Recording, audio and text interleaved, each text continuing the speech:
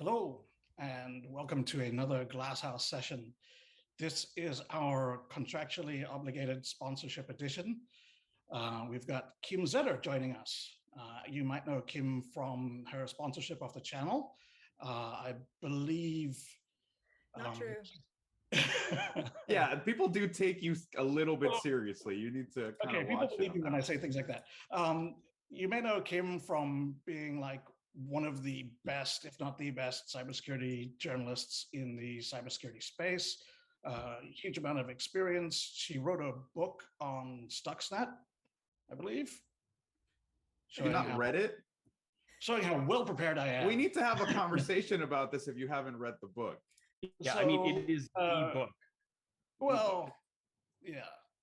But So like, she wrote Countdown to Zero there might be another Zetter. I could, different Zetter. Okay, so and the Substack, and she's got her Zetter Substack now, which is dope. yeah, excellent stuff on that. If you can't afford it, like Dave Itel, then Katie Masuris will buy you a subscription. Yes, only because Dave doesn't know how to actually subscribe. Keep going, Greg. I'm sorry. Okay, right. So we also have Silas, who I do not remember where he works anymore, but it doesn't matter because he's fucking awesome in reverse engineering and threat hunting. So like the jobs come and go, but Silas stays the same. Jags, who's Juan Andres Guerrero Saade. Close enough. Hold on. So we've got Jags, and Pablo is joining us as well. So we should have a full house. Dave, unfortunately, he has a conflict and he had to get his hair washed. So he's not going to be making it today. You could have just said he's on drugs. He's literally at the on the he's dentist literally chair. on drugs. He is unable to say anything because he can't speak. He's whacked out of his gourd. Doctors are attending to him right now. Like he's at the dentist. So, right. That should do it for the intros. And myself, of course. We have a whole lot of stuff that has happened this week. I think maybe the big thing has been Microsoft has started pushing back against the there is no cyber war. So they've released a report.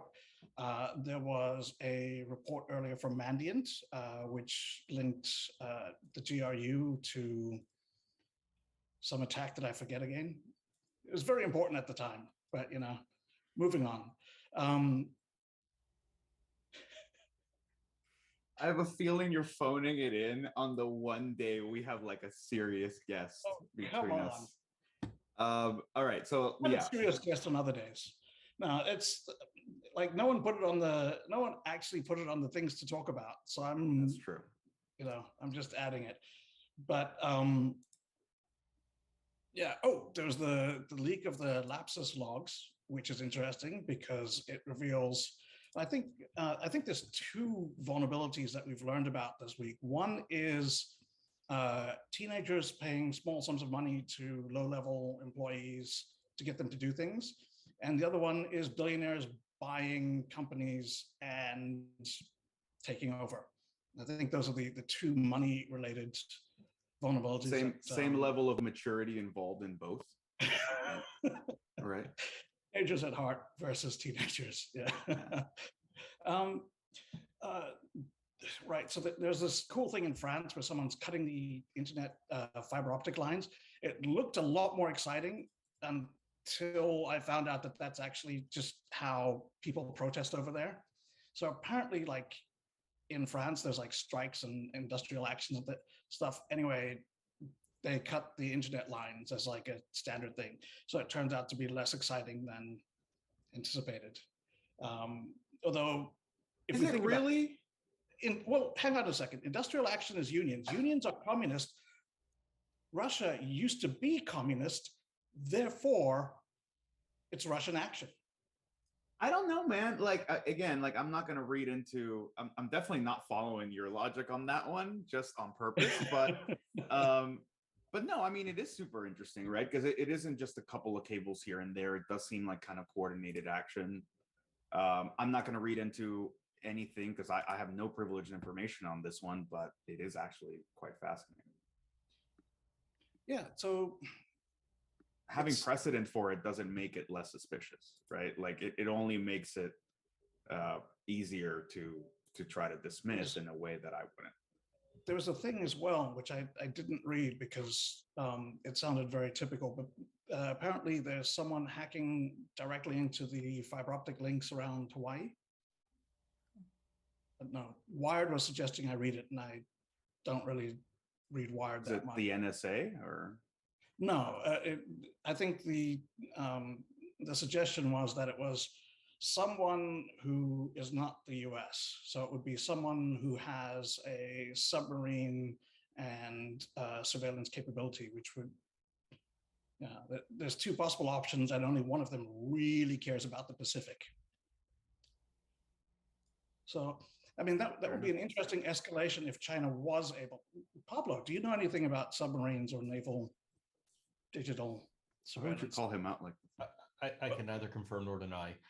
Yeah. No, listen, I mean, there's only so many, transoceanic fiber optic cables, right? So if you're a nation state and you really want to get in on the action, that's the way to do it. Tying this into kind of what happened with France for what I personally would consider national critical infrastructure, right? These huge fiber optic links have absolutely no kind of security built in, like zero. John Deere, as proven in the Ukraine, is a weapon of mass destruction. Those of us that have worked in IT or cybersecurity have known that backhoes are weapons of mass destruction forever. So, it wouldn't surprise me in the least. We've had incidents in the past, certainly in the Middle East, where fishing vessels have dropped anchors on undersea cables and countries have lost internet access, right? There was a well-publicized anchor dropping. Yeah, it happened like 3 times in 2 weeks, right? It was completely accidental. There was a well-known incident in the Middle East where, U.S. Central Command lost, a tremendous amount of connectivity because these undersea cables were cut. This is not new, so it would not surprise me. What does surprise me is people are still surprised that it happens.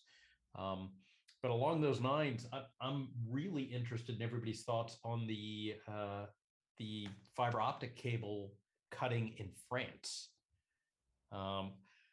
That to me was interesting. I'm still trying to wrap my head around what actually led to that. I guess I haven't been paying attention. Is it just Marine Le Pen losing? I don't know. I'm not going to pretend to keep track of French politics. I will just say that it's kind of fascinating. To kind of get off what I feel is a bit of a rocky and slow start to the segment, I think we need to just hunker down on the big ticket item, which is Microsoft's report on Russian activity in Ukraine. I read it quickly in the middle of the day yesterday, and then today I was trying to go back through it very slowly because it seems that there's folks that have some issues with what's in the report, and I couldn't understand why in the beginning, and now the closer I read it, the less the more unsettled I am with it. And let me just put a bit of a caveat here. Microsoft can suck all kinds of ways, but Mystic is awesome. And what Mystic has been putting out is single-handedly, I'm going to say, the greatest contribution to our understanding of what's been happening in Ukraine, alongside ESET. So respect to both of these organizations, and CERT UA, of course. But looking at this report, I've been waiting for Mystic to take a victory lap and say all the amazing shit that they've been doing. And in a sense they are, but I'm surprised at the amount of politicking and commentary that went into a report that, anything that Microsoft publishes has been vetted by 4,000 lawyers and maybe 5 researchers, right? So I'm surprised at how much of it like all it's missing is like a discussion of like the Gerasimov doctrine.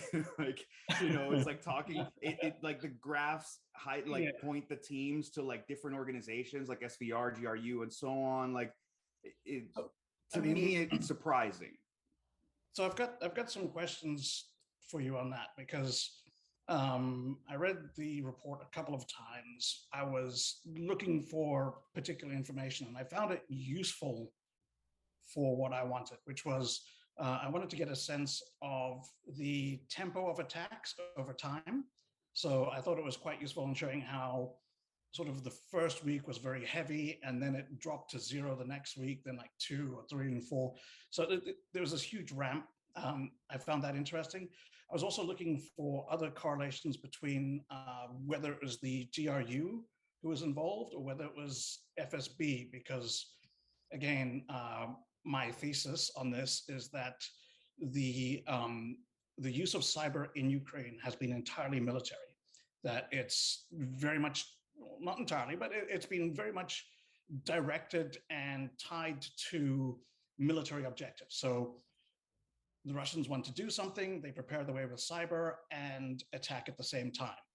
That sort of thing, that they try and use cyber as a tactical tool to enable the military, not as a just monkey throwing poo randomly because they can. Like they don't seem to be doing things that they could do just for the sake of doing them. It does seem to be directed. So that's what I was looking for. And going in with a bias and having that confirmed, I thought that the report was pretty good on that.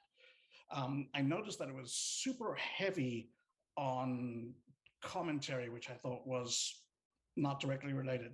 But so I'm curious as to what do you feel about the like GRU? I'm super invested in this and I've been really in it, and I've sort of been kind of living and breathing Ukraine along with these guys, not doing as much as them, but trying. So I'm actually much more interested, like Kim, what did you think of the report? Well, like with fresh eyes. I'm interested in what criticism did you hear about it? Because I didn't hear any. So what are people taking issue with? I have a pretty serious issue with it, which is that I feel like it has underplayed the role of the Viasat incident. And I feel like my main criticism is that the report itself is in fact, in some ways, it doesn't challenge any of the existing viewpoints that we all have on the conflict. And there were distinctive opportunities, like highlighting Viasat as a distinct thing that occurred right after the like almost in parallel with the invasion. Like, but it didn't push those lines where it could have, which is, I think, my only real complaint with it. I mean, to be honest, there, like Kim, sort of building off of what Silas is saying, if I look at it with those eyes, because I didn't even think about them not really going into Viasat. If you just, I mean, they mentioned Viasat once. If you look at it the same way with InDestroyer, they mention InDestroyer 3 times and don't go into it. To me, it honestly feels like impact, I think, but right? Like to me, it feels like they're parsing vendors. Like, I hate to look at it with these eyes, right? Like, we're all competing in the InfoSec space. It really does feel like, look, this is all our stuff, and then everyone else is kind of over here. Right? Well, but the report is based on their telemetry. So they are focusing on the things that they have specific access to. And they do note that they're not seeing the whole picture, that their telemetry is limited to, what systems were Microsoft systems that were targeted. So, for instance, the Viasat modems and things, Microsoft didn't investigate that. They weren't involved in that. I mean, you're right, they could mention it a little more as the broader picture, but the report was primarily about what Microsoft is engaged in and what their telemetry is. So I'm not sure that I would fault them for that. I mean, it would be nice at some point that we get a sort of a comprehensive report that pulls in all of the different vendors and all of their telemetry and what they've been seeing. But we're probably not going to see that for a while. Ukraine is very sensitive to too much information being out right now. I mean, when we're on briefings with Ukrainian officials, the press briefings, most of the questions they don't answer, or they answer broadly. They don't answer details. And they say specifically, we don't want to give the Russians any information. So they don't want to tell them, how much they've been damaged, by these attacks or how widespread they are, things like that. They just give broad statements. So, so I think that's sort of the limitation of the Microsoft report. I think that's incredibly fair.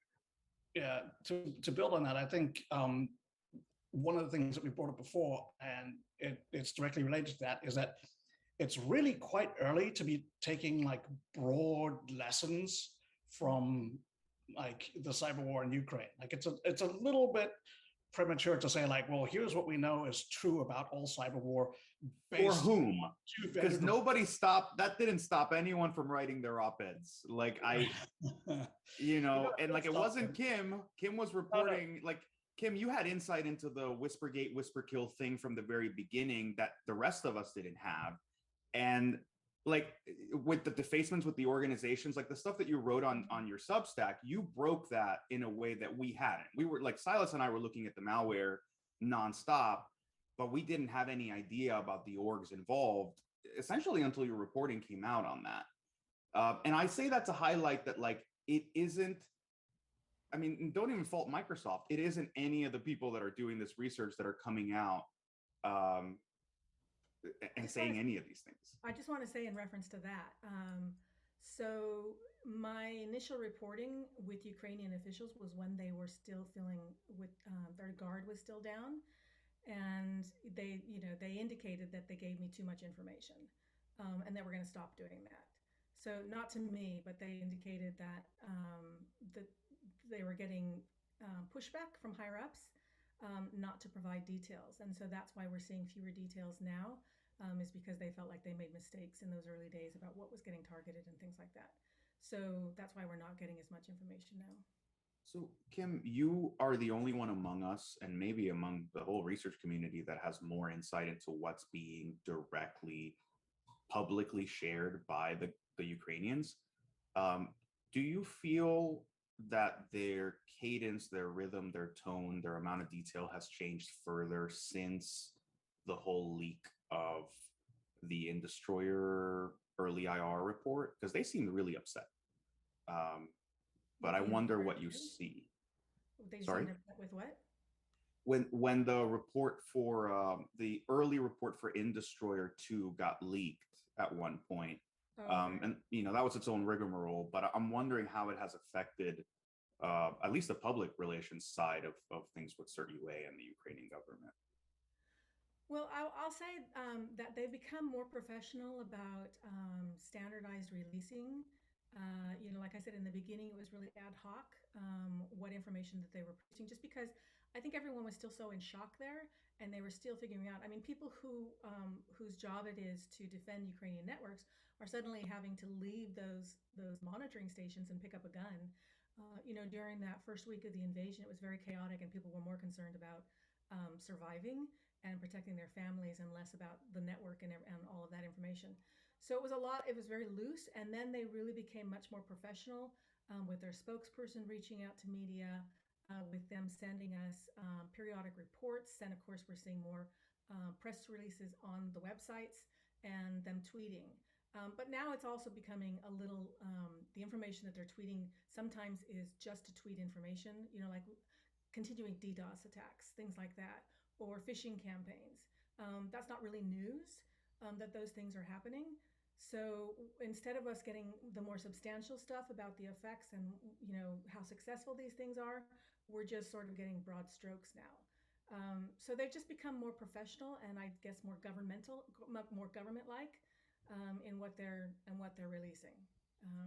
So professional in this case, not being an accolade. Not giving away too much. Right. Yeah, I mean, it is tough if you. Sorry, go ahead, Kim. No, exactly what you're saying. Yeah, it is tough. It's tough now because, like, if you, I mean, same thing as you saw in the Microsoft report. It's like if Microsoft is saying we can't measure impact and effects, and they have arguably the best visibility next to ESET, and now the CERT-UA isn't necessarily coming out and saying like this is how they're affecting. Like, I'm wondering if we're gonna get to a point where this is gonna still be something that we can correlate and measure. Is this gonna be like, you know, God willing, 6 months from now, the Ukrainian war ends in whatever terms. are we going to be in a position to go back and actually correlate effects? Or is this just going to turn into, like the kind of, I don't know, like the Siberian pipeline boogeyman, where we're just like, maybe some people say like it's in some books, it's some, it's in some, and not your book, but like, you look at you look at spy novels and they're like, oh, we did this wonderful thing. You're like, I don't know. We'll never know. Right. Is that what we're going to get with the first real, like, ultra hybrid conflict? No, I think we will actually get, in retrospect, some solid analysis, but that's going to take a while. And obviously, it's going to be when the conflicts reach, I hate to say peace, because I don't know if there will be peace, but, we're going to have to wait a while, I think, for all the details, unless leaks come out. But I think that the correlation between the military, what I thought was interesting about the Microsoft report was really how weak the examples were that they gave. So they gave a couple of examples where they said that there was this correlation between the digital attacks and some kinetic actions. And one of them they cited was, of course, the TV tower getting bombed around the same time, the same day, I think it was March 1st, that there were also some cyber intrusions into telecom and broadcasting networks. So that was one of them. Another one was, of course, the Destroyer 2, where they were saying that it was targeting a regional power supplier with the aim, or the suspected aim, that it was going to be take out power to 2 million residents in a region where Russia was conducting a surge. So presumably that was eastern Ukraine that they were referring to, but we don't know. They wouldn't name who the electric supplier was that was targeted in this. So that's sort of obvious. I mean, it's like what Greg was talking about, is that these things are what we expected from cyber warfare. We expected that the digital activity would be an adjunct to the kinetic activity and not something that would be standalone or that would be really substantial in itself, just meant to aid, strategic aims. So there have been, it wasn't in the Microsoft report, but I think it's quite interesting. So the Russian cyber has actually been, well, I hate to say full spectrum, it has been at a lot of different levels. So there's been things like they've been using anonymous SIM cards to send messages to mayors and various people saying, surrender or join our side, and so on, or sending threats, if you don't surrender, then we'll do this. They've been hacking people's like Facebook and VK and so on, and then putting up false messages about, desperation or surrender, or, how badly they think about the war. Similarly, there was a fake one from the defenders in Mariupol, which was supposed to be about how they've been abandoned and they're very upset. So I think like one thing that's worth keeping in mind is it's not just these big like set piece attacks that are happening. Is they are doing like a huge amount of stuff targeting little people as well as large organizations. And I think, Greg, just to the point of those particular attacks you're bringing up, and what I have in mind is like Dmitry Alperovich has been publicizing and commenting on some of those, including like there was some like official police, TV thing where they literally like the Kieran was like, they signed peace in Ukraine, whatever, like surrender. To what extent are those attacks just all laughably stupid? Right, like like what you used to tell us, like the what was it? The stations, the underground stations in Lviv, like just like this doesn't exist. Yeah. This is blatantly stupid. Like nobody's following along.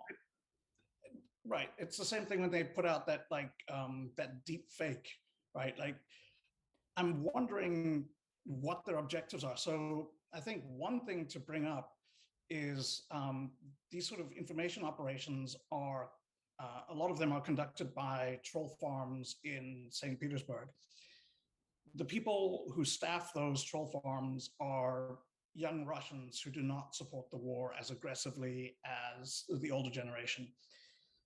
There's been some speculation that they they're doing a sort of work to rule protest. So when they're told, okay, put out a message that say that we want to surrender, like that we're Ukrainians and we want to surrender. So rather than going like, well, I don't think that's a good idea, but here's a better one, they're just going, okay, hello, we are Ukrainians, full stop. We want to surrender, full stop. Just follow the instructions to the letter and do what you're told to do. So there's speculation that some of the reason it's so bad is because they are deliberately trying to not do a good job. They're deliberately half-assing it. On the other hand, it's probably quite hard to tell about deliberate half-assing versus just regular Russian half-assing.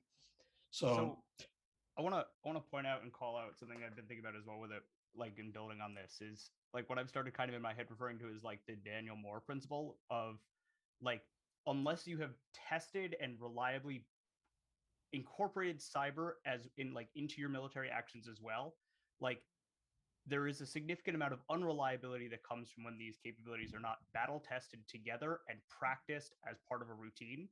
And if this is something where they're pulling capabilities off the shelf, they're going to have less effective operations because that's not well organized and well prepared for conflict. So there's another bit that comes in here, right? So that I don't think the Russians, I think we can all agree that the Russians never expected this thing to go off this long. And they certainly didn't expect to lose the information war as badly as they've been losing it. I think that sent them into a panic, right? And it was like none of our other stuff is working, burn the playbook, go back to ground zero. So a certain amount of this is just, they weren't prepared, right? They thought that they were just gonna, knock this off, put up the Soviet flag in Kiev there and be back in 10 days time. Well, they weren't prepared for any of it, right? Like, yeah, absolutely. Exactly. Yes. Absolutely. I kind of liken it to, I know that the US government doesn't like to acknowledge this, but sort of the half-assed nature in the way that they went after the 2016 election.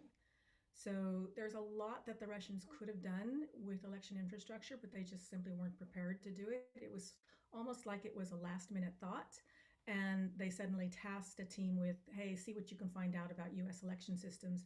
And so they start going after voter registration databases, the low-hanging fruit that's internet connected, and not even realizing about the voting machines. They simply didn't have time or the expertise or the planning or the coordination.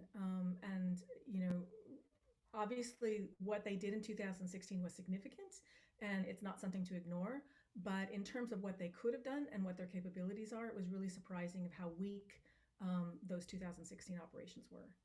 Yeah. So here, let me hit that one real quick, right? So what I would say is, did they have effect on votes, right? I personally am of the belief that they did not. However, their information operations were tremendously, as bad as they were, tremendously successful, right? If you go back and read any of the academic papers, and I like Bruce Schneier's paper about what it is that democracies need, right? And one of those things that, in order for democracies to survive, fundamentally need is they need to have a belief in the legitimacy of their elected leaders and the validity of the elections. And we have significant portions of this country that believe that there was this, massive amount of fraud that changed the outcome of the election. So as bad as it was from an IO perspective, I think it was tremendously successful. Yes. I mean, from the misinformation and the disinformation campaign, you're absolutely right. That was, but they'd already had a lot of practice in that. We'd seen it before for years.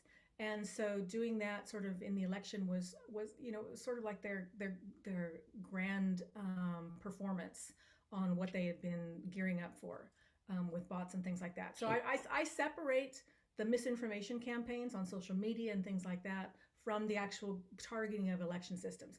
And maybe they decided that that was the more effective way to go, because you don't actually have to get in and alter votes. You can just alter the perception. Well, they're separate units too, right? Like just before kind of swerving, if we look at the Mueller reports, like they're literally separate units that were going into these parts of the sort of GRU operations. And I think to merge Pablo and Kim's points or stances here, like yes, Pablo, like the information operations part of the 2016 election and so on was massively successful in a kind of horrifying way. But yes, Kim, like they went after low-hanging fruit, absolutely. Like they did not really go for effects to the extent that they could have. They really didn't work as hard as they could have. Even like the false flagging and false fronts and hacktivist fronts and all of it was like super poorly done.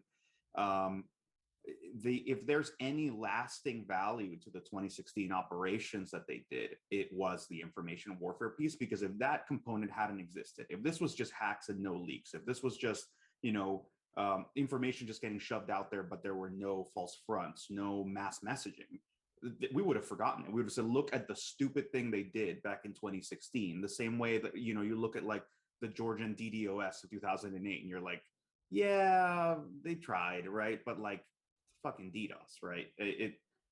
I think it's cumulatively, it made a dent. So the one thing I want to add to that is I think that if you're looking at it from a purely international relations point of view, screwing around with information in someone else's election is sort of fair game. Like it's not really, but it kind of is. However, screwing around with their voting machines is across the line. Like in terms of things that are escalatory, that would be escalatory. And I think that there is a reason just politically why you would not want to actually go to the level of effort of conducting cyber operations directly against infrastructure. Like that's an attribute, like that's a thing that can come back and blow up in your face in a way that an information operation kind of can't, because it's sort of more nebulous. But is that worse than, or at the same level of the CIA manipulating an election through ballot stuffing or through compromising, officials or other ways? Kim, the Russian propaganda, why? I don't know what you're talking about.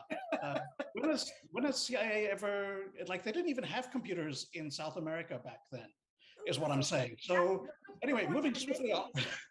The point I'm making is that when it involves now electronic voting machines as opposed to traditional methods of elections, you're absolutely right. I mean, obviously, the potential for what you can do is greater, and you can do it with plausible deniability in a way that you can't really if you got CIA on the ground manipulating things. But I'm just saying that, if you're manipulating an election, you're manipulating an election. And yeah, going after voting machines is a much more capable and scalable way to do it. But I just think that we have to sort of keep the historical timeline in perspective that, elections have been manipulated in other ways for a long time. And so we're getting kind of philosophical. Go ahead, Pablo. From the hardware perspective, right? And I'm certainly not the expert on this, but one of the challenges with manipulating the U.S. elections from a cyber perspective is the federal elections, right? The national elections vary from state to state, right? And so the machines vary from state to state. The configurations vary from state to state. The processes that they use vary from state to state. So you would have to know, and it's not that hard to figure out typically, where are, the swing states and the counties in the swing states where you could really have an effect to alter the election. Right. I just think that we're not, these electronic voting machines haven't been around long enough, right, for us to match it up with, the swing states and the swing counties where they could have that kind of targeted effect. I fully believe that is coming. 100%. I think there's a couple of points there though, Pablo. Like if you, first of all, like I couldn't help but notice the similarity between making that argument about like county to county, company to company, different types of systems with the same way that we tend to talk about the US power grid, right? Like if you ever wanted to take the power grid down in the whole United States, you would have to understand company to company, county to county, like what they use, because they're different systems and they're different setups. And I'm just bringing that up as like a very vague corollary into how we talk about sort of these mass ops, which the reality of it is the US is just a massive fucking country.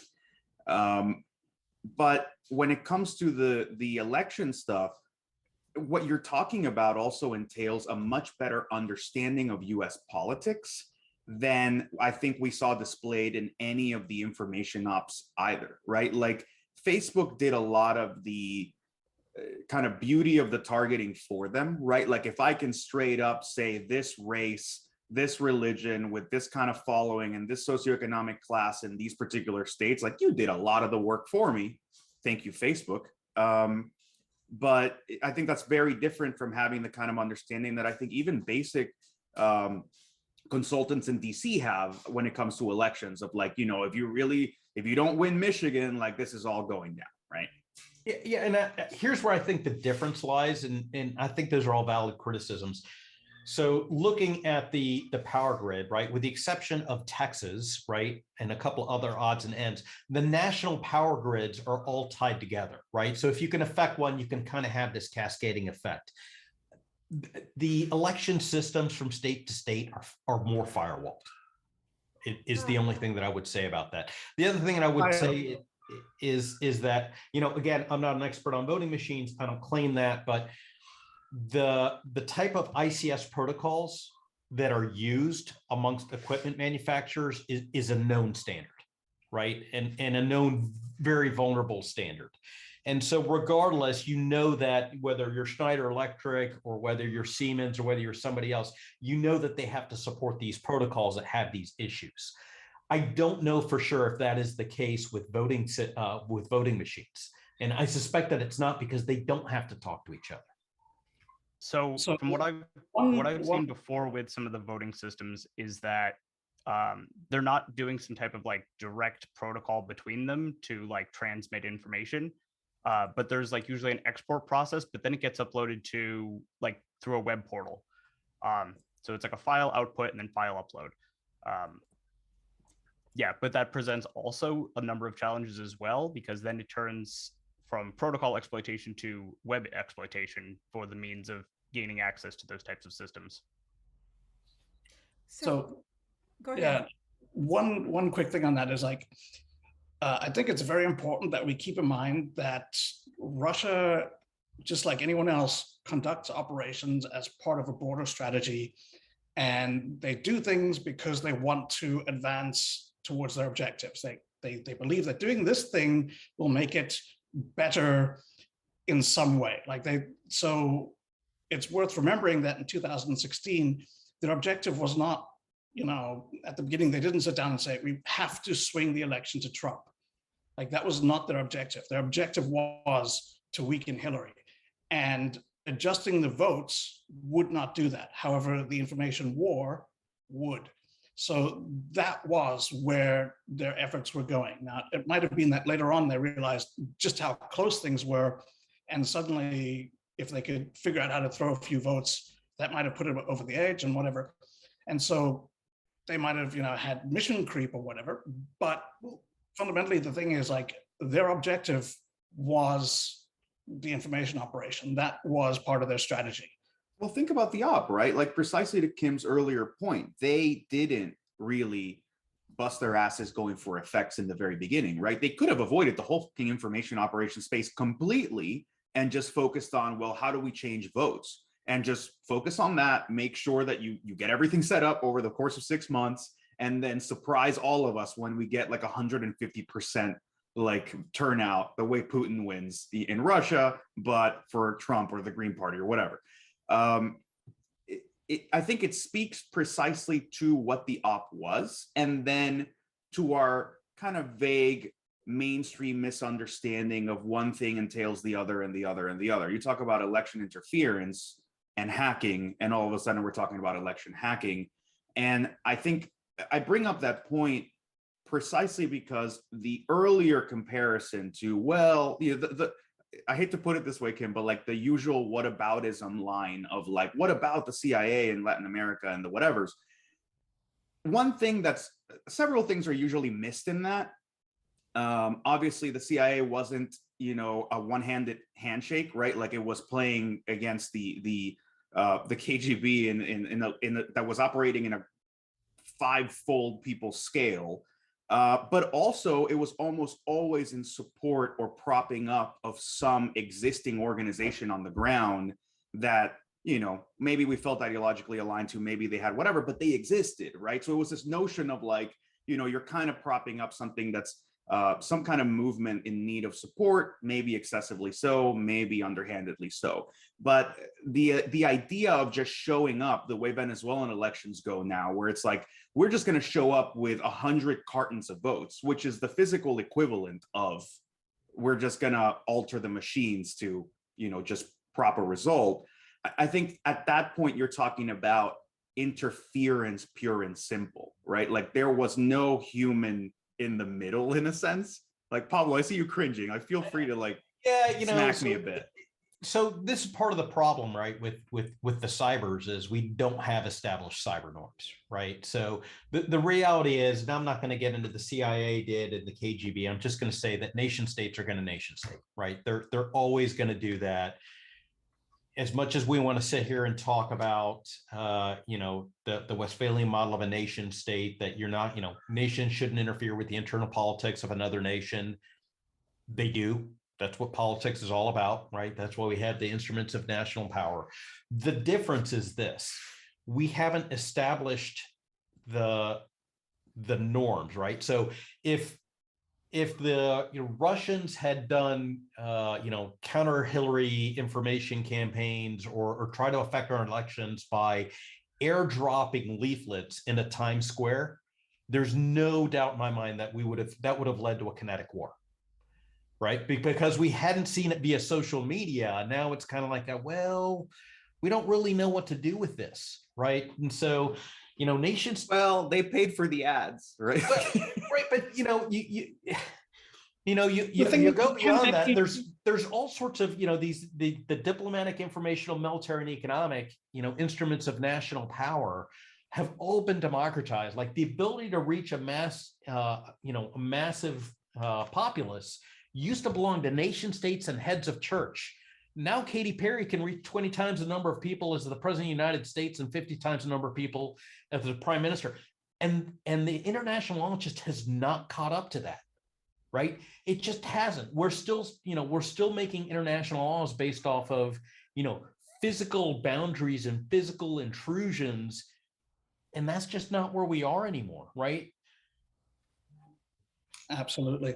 So I think that while this is an absolutely fascinating and awesome discussion, it wouldn't be bad if we went back to Ukraine and well, we've skipped two lightning rods that would have easily transitioned from what we were discussing, which is one, the Disinformation Governance Board that like all the boomers are losing their shit about as like Ministry of Truth, and two, this like Republican activists like gaining illegal access to voting systems. Like we're skipping past some easy transitions that Dave Eitel would have never allowed us to do.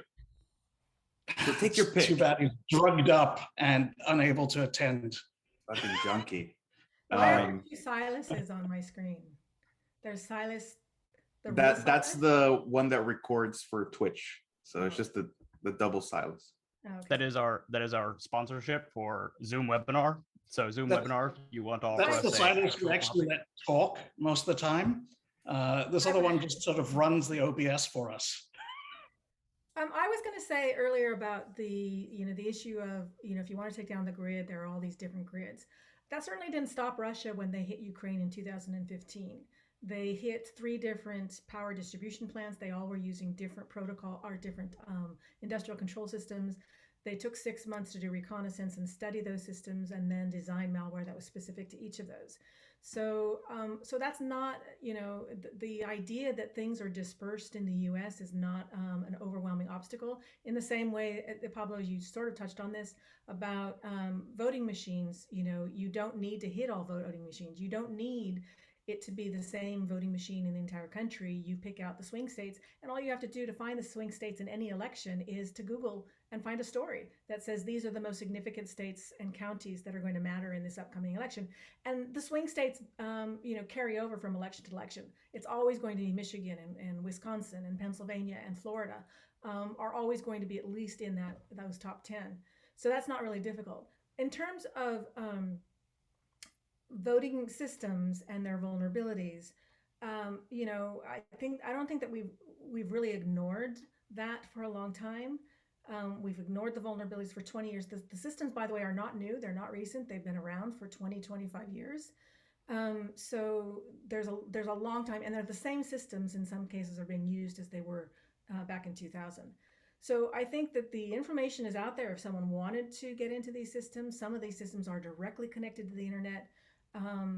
The back end systems that receive votes on election night are directly connected to the internet. They may have a firewall in front of them, but the firewalls are often misconfigured, or they have vulnerabilities, or our reliance on security for election systems is not where we should be focusing. We should be focusing on the ability to detect something that goes wrong after an election, and then also having a mechanism for how we're going to respond when that occurs. Kim, I think we've taken a lot of objections in Glass House sessions over the past few weeks over the royal we for a variety of other reasons, right? In controller being sort of the main reason based off of your tweets at S4. And in this case, I'm going to pick at the we in your statements, not as a dig at you in any way, but rather to say, 2016 election, we get this knight in shining armor as Chris Krebs, who's just, gonna come out and do its best to defend our elections, gets fired by tweet. We get a new CISA with a nice $2.8 billion that was getting defended yesterday in some very interesting ways on national television. I'm not going to ask you where we stand now, but rather if we're like putting all of our eggs on the CISA basket, and we're still talking about this notion of like these things are connected. I'm going to guess it's still Swiss cheese. What's your feeling? I don't know, not the generic question of like, how prepared are we for the next one? Because I think we all know the answer, but rather, what does that we actually look like in the United States? Is it still just, we hope the private companies like Dominion have just kind of figured out how to kind of fix shit for us because they have hopefully a financial incentive? Or are we really looking at a CISA or DHS in general that's taking this seriously as far as detection goes in the near future?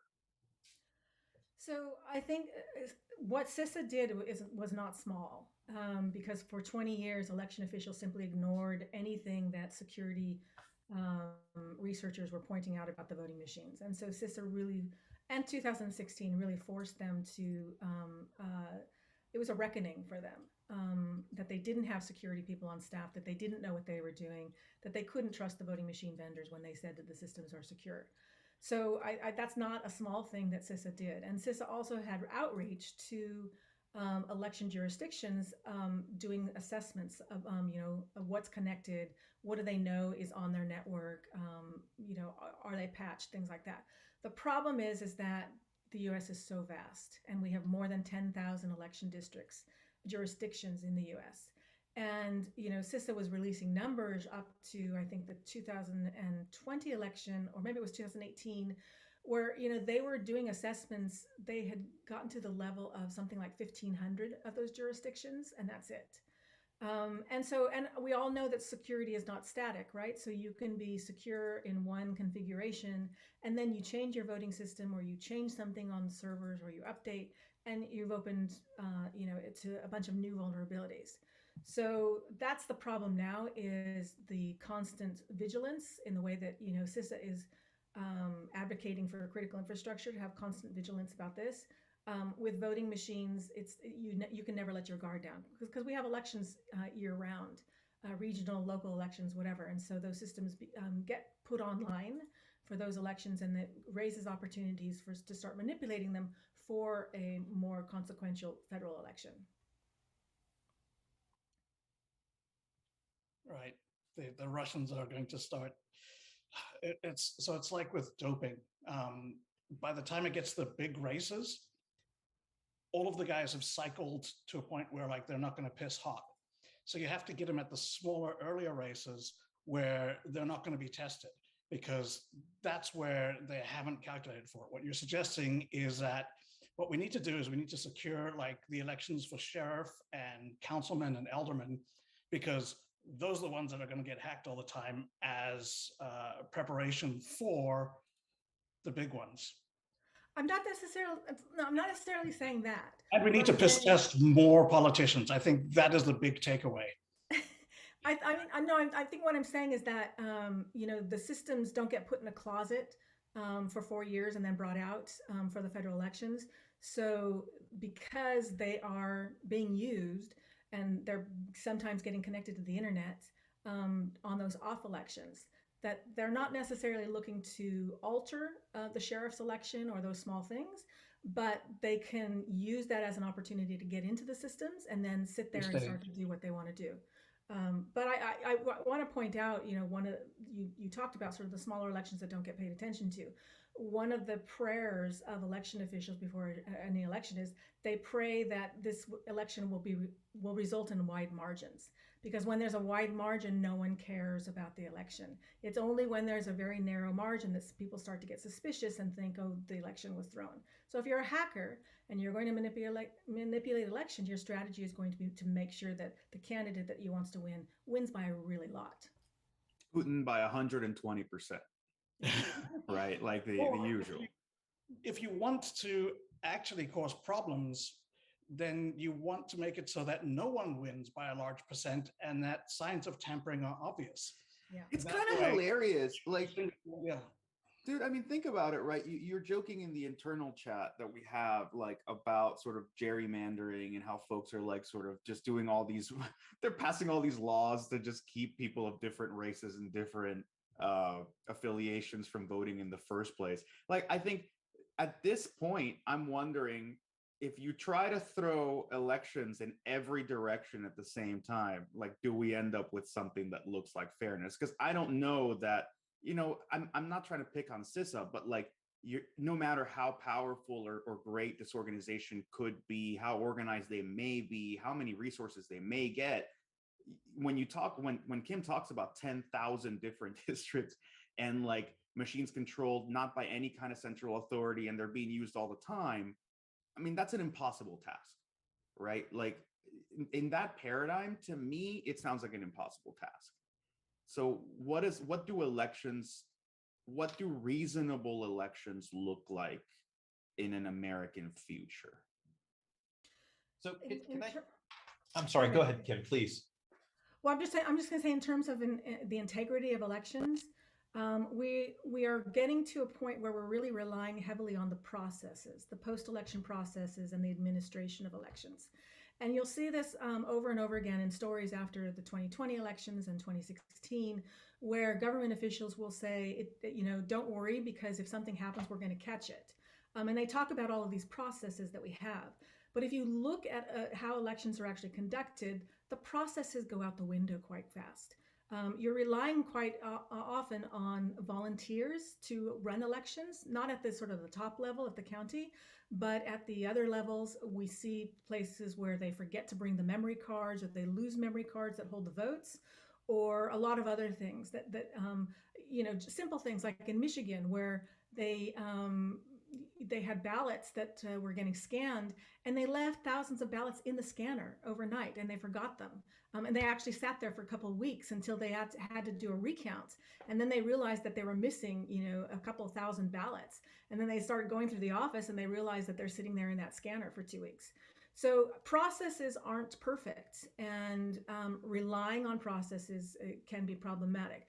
But really, that's what we're coming down to, because you can't guarantee that the voting machines themselves are going to be secured. And we see a prime example of one of the stories that I dropped into our agenda was a Reuters piece this week about insiders getting access to the election systems, about election officials being threatened by Republican Party activists saying, if you don't give me a forensic image of the voting machines that you have in your county, we're going to make sure that you lose your job. So that's the other problem here, is that we don't even have to have machines connected to the internet. We now have a huge insider threat problem in our election infrastructure. So yeah, a couple of things with that. The first one is that, looking at the, number of machines, and do we want to have all the same machines and all the same processes? I would actually push back against that. I would say that the variety from county to county and state to state is actually a good thing, right? So if you think about biology, if all the animals in a herd come from the same DNA strain, then one virus comes in, it wipes out the entire herd. So I think to some extent it helps that. The processes, though, I would like to highlight, right? 10,000 ballots being left somewhere is the same whether they're scanned ballots, whether they're paper ballots, whether they're electronic, so those things exist. And the insider problem has always been there, continues to be there. So, what I would say is that we can fix those other things. Those things are easy to fix, right? Theoretically speaking, as opposed to fixing the code in, 6,000 different vendors of voting machines. So we can, it's really, this is not a silver bullet problem. This is a 1,000 bullet problem. Well, it isn't all the things. Pablo, in that same idea, I mean, someone in the chat said, well, what about like federally owned federal election machines, right? Like, and let me just say this, right? Like, I understand the monoculture argument, back from the Dan Gear days, as Grug pointed out.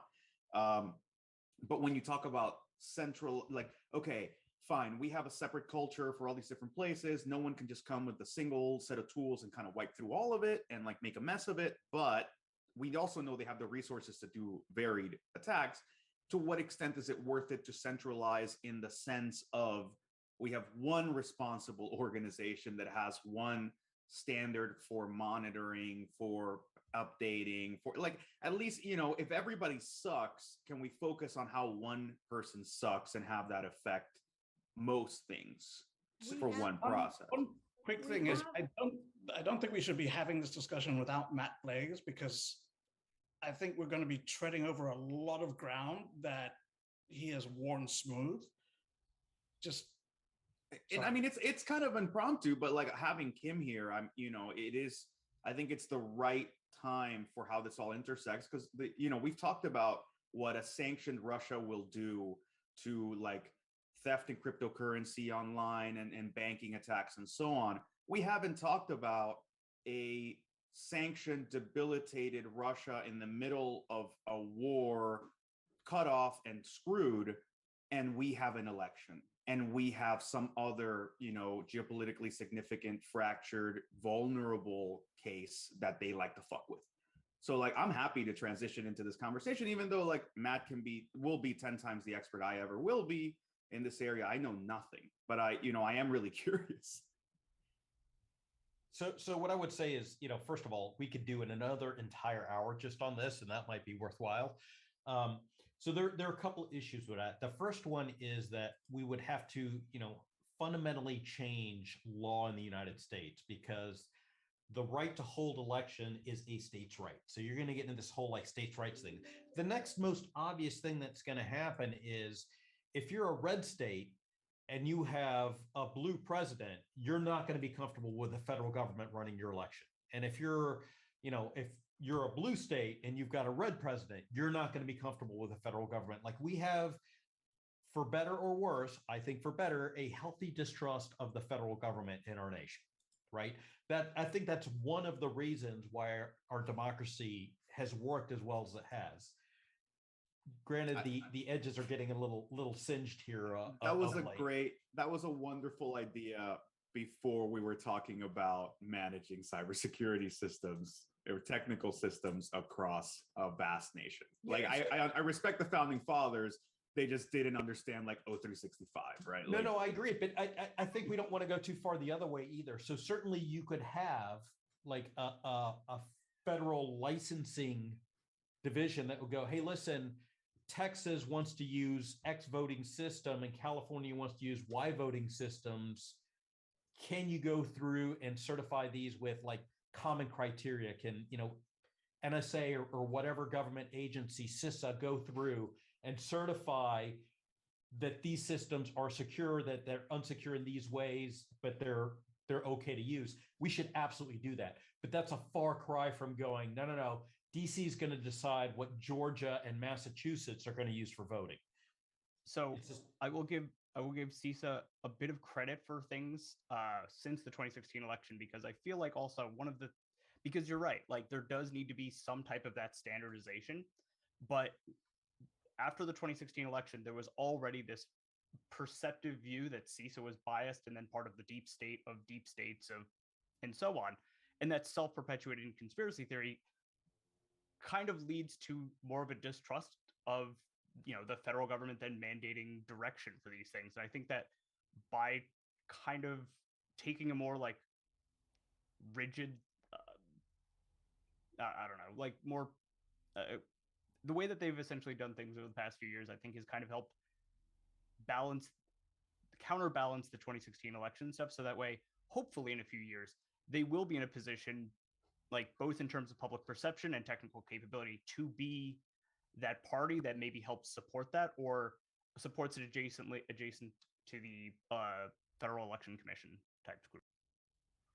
Guys, the thing that we've been kind of skirting around is we are over time.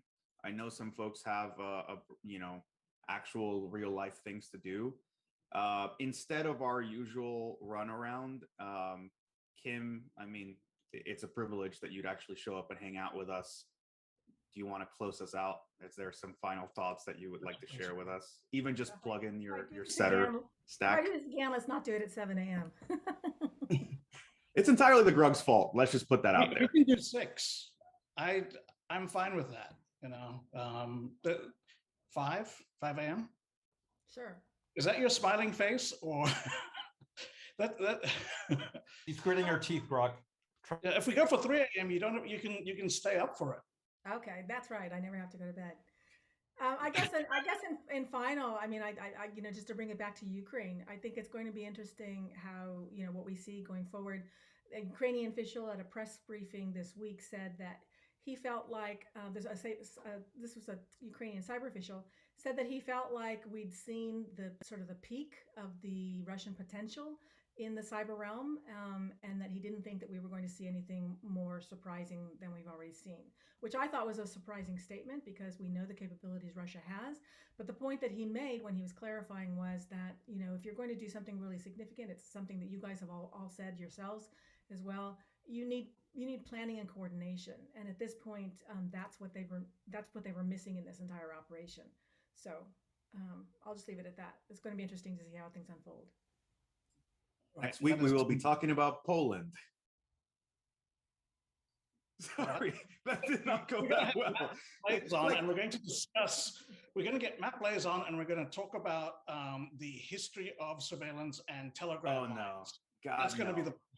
God, no.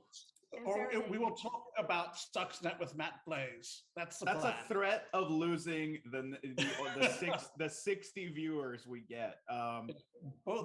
Sorry. My point was really, and it was kind of shitty to put it in that way, but like to Kim's point, if we are kind of losing the novelty element of the Ukraine conflict, I won't call it the cyber conflict, but to what extent is it going to continue to hold the attention of the cybersecurity community that's kind of in some ways really trying to help and in others trying to make hay of it, right? Like, are we going to just start going, oh, where else should we be looking? Like Poland, Lithuania, have you guys got anything, right? There's an element there that kind of scares me. What would happen if there was a SolarWinds type incident right now? Like, what would we be able to focus on? Would it be, let's keep helping Ukraine, or would it be like, oh shit, let's deal with this massive incident? Because as we know, as a community, we have the bandwidth to handle approximately 90% of one incident at a time. Well, some of that overlaps though, because what we see in the Microsoft report is that one of the ways that they're getting in are unpatched Exchange servers. So we had that Exchange incident that in the US right around the SolarWinds attack that grabbed a lot of attention here.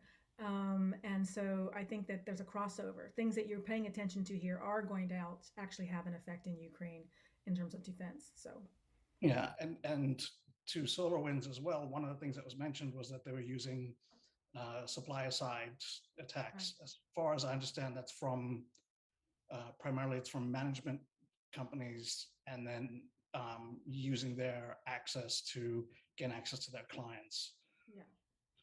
All of which is to say, we are 6 minutes over time, and as we know, these conversations have to be exactly 1 hour, otherwise they are no longer good. they expire. So thank you for joining us. Thank you, Kim, our sponsor, who one day, we would love to have you back at a more reasonable time. Thanks to everyone else, and thank you guys for joining us. Thanks for having People me. subscribe to the Substack. Kim, if you ever want to come back, please, you're more than welcome. I'd be happy to come back, sure. If you can't sleep for some reason, just let us know. I mean, I watch you guys, it's just that usually at 7 a.m. I'm watching from bed, so I'm not having to sit here in front of a monitor. There. There you go. We'll have a pajama edition of the Glass House seminar. Okay. Right. Yeah, so subscribe to Kim's Substack, our channel, which I noticed none of you have done. We've only got like 40 followers, and so some of you do not know the rules. You're not smashing that like button or subscribing. It's very disappointing. The YouTube algorithm is not playing with us. We expect comments because it really helps with the algorithm. We're never going to get paid at this rate, guys. We're all trying to quit our jobs and just become YouTubers, and we need your help. We'll be honest. We need you guys out there, all 60 of you, to be like 600,000 of you instead. So smash that, subscribe, etc. Okay, that's it. All right. Take care, everybody. Go see the Grug in this Sans thing. I'm sure he'll do some fun stuff there, and go subscribe to the Kim Substack. The link is in the chat. See you guys next I'll week. include it in the meeting notes too. Thank you. Bye. Bye, guys.